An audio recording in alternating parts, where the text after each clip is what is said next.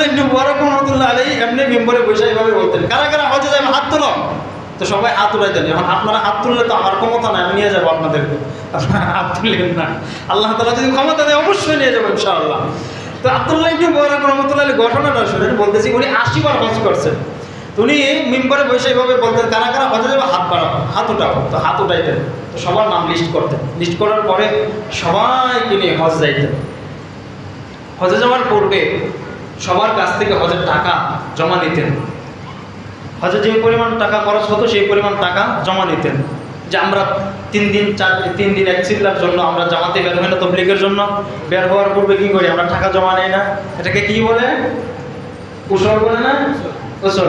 মানে 3 দিনের সফরে যাবো, বের হওয়ার পূর্বেই আমাদের টাকাটা জমা দিতে হবে আমির সাহেবের কাছে 3 দিনের খরচ বাবদ।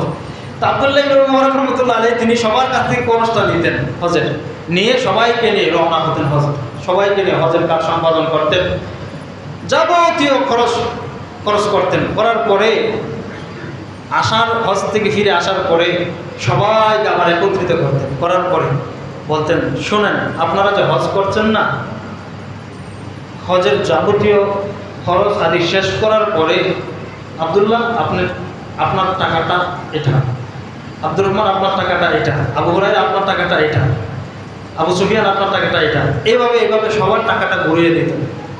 সবার টাকাটা ঘুরাই দিতেন। সুবহানাল্লাহ বলেন। তো সবাই অবাক হয়ে যেত যে এত টাকা খরচ করলেন, এত শান সম্পত্তি আমাদেরকে নিয়ে হজ করলেন, খাবার খাওয়াইলেন, সব কিছু করলেন, তারপরে আপনি আবার টাকা ঘুরাই দিচ্ছেন। তোমাদের টাকা খরচ হয় নাই। সুবহানাল্লাহ, তোমাদের টাকা খরচ হয় নাই। তার মানে আব্দুল্লাহ ইবনে মুবারক রাহমাতুল্লাহ আলাইহি 80 বার হজ করছেন। তিনি নিজে 80 বার হজ করাইছেন মানুষদেরকে ওনার ব্যক্তিগত নিজের সম্পদ দিয়ে। সুবহানাল্লাহ। আলে আমাদের ইমামে আজম আবু হানিফা রাহমাতুল্লাহ আলাইহি উনি তো 55 বার হজ করছেন। কয়বার? 55 বার হজ করছেন। তো ইনি ইমামে আজম আবু হানিফা রাহমাতুল্লাহ আলাইহি বলতেন যে আমি যদিও 55 বার হজ করে থাকি, তো আব্দুল্লাহ ইবনে মুবারক